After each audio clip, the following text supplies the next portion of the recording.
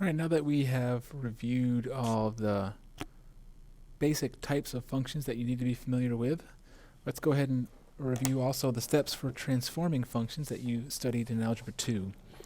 So here's a table. It summarizes all of it. Rather than me write them all out and draw 1,000 practice graphs, this table is in your textbook as well.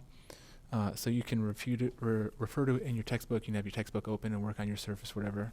But it summarizes all of the basic transformations for graphs that you need to know.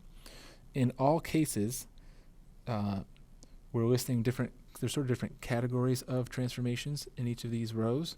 And on the rightmost column is a visual of each of those transformations. In these diagrams on the right, the blue function is always the original parent graph, right? In this first one, you can't see it because the one transformation that they do ends up being the exact same graph when you're finished.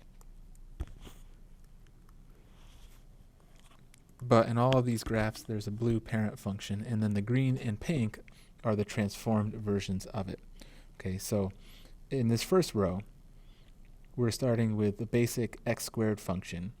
And we're saying if you negate the whole function, let's zoom in a little. If you negate the whole function, that's equivalent to negating the y value, which is going to cause the graph to reflect from top to bottom, i.e. over the x-axis. This is the green function. Maybe I should write it in green. Okay, so the green function is what you get if you reflect over the x-axis, and you get this green function here, negative f of x. If you negate inside of the function, you're going to, sorry, I know it's pink and not red, but whatever. If you negate inside the function, you're going to reflect horizontally, that is across the y-axis.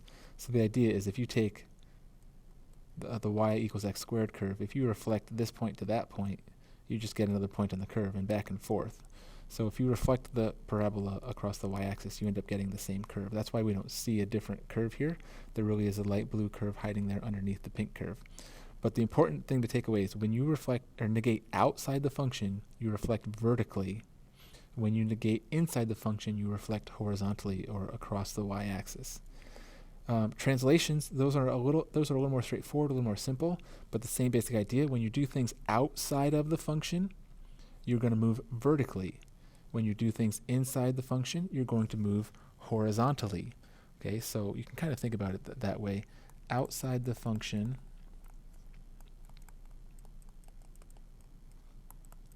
are going to be vertical changes, and inside the function are going to be horizontal. Okay. So when we come back to translations, if we add outside of the function, the whole graph moves up, right? And so that's going to give us this pink curve.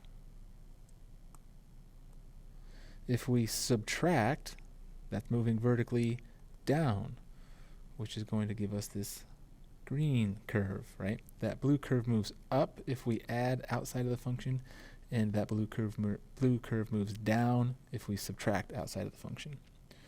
Inside of the function, it's going to do the same thing but horizontally, and notice it goes in the opposite direction of the sign that you use, or of the operation. So if we add inside, add positive makes us think right.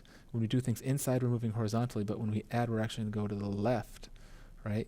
So when we have the blue curve, if we add something to the blue curve inside, if we add inside the function, the whole curve moves to the left, right?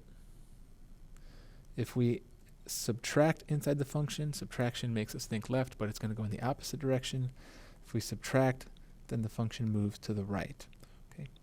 Again, these are all rules that you learned last year, so I'm hoping that this is review.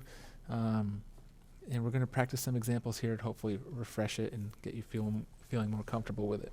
But all of these rules apply to every type of function. Last year you probably focused in on absolute value functions, but they apply the same way to quadratics. They apply the same way to exponential functions and logarithmic functions. They apply to all different types of functions.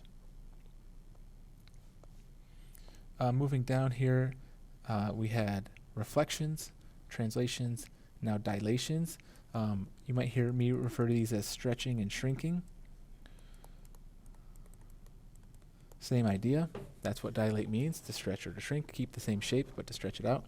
So this can get confusing to look at, but what it boils down to is if we multiply outside of the function, we expand vertically, right? Multiply outside means expand vertically. What's going on here is to say if you multiply by something bigger than 1, it's going to get taller, so it's going to expand. That's what this pink curve is doing. When we multiply by something bigger than 1, the curve gets taller. The blue tails are getting pulled upward, stretching into this pink curve. So it's a vertical stretch, or it expands vertically. If you multiply by something smaller than 1, you're taking just a portion of it, you're taking a smaller amount of it, you're going to shrink it or compress it. So when you multiply by something smaller than 1, the blue curve gets shrunk or compressed and gets pushed down and becomes that green curve. Okay, so again, multiplying outside is a vertical dilation, and if it's bigger than 1, it expands or stretches. If it's smaller than 1, it compresses or shrinks. And then the same logic applies for horizontal, but again, it kind of goes opposite what we're expecting when we do horizontal. So when we multiply inside, it's going to be a horizontal stretch or shrink instead of a vertical stretch or shrink. But here, when it's greater than 1, we're going to compress instead of expand, right? Horizontal goes in the opposite of what our intuition would expect. So we multiply by something bigger than 1, it's going to actually compress the blue curve into the pink curve when we multiply by something bigger than 1. Whereas if we multiply by something smaller than 1 inside the function, right? When I say inside the function, I mean inside the parentheses here, right? So when we multiply by something smaller than 1 inside the parentheses, smaller than 1 is actually going to cause us to stretch outward. The blue curve gets stretched out into the green curve. Okay? So pay close attention to that relationship here. Vertically goes in the direction that we'd expect. If you multiply by big numbers, it gets tall. Horizontal goes in the opposite. If you multiply by large numbers, it actually makes the curve shrink in horizontally. Okay. So those are our basic transformations. In the next couple videos, we're going to go ahead and put them to practice and actually draw some graphs using transformations.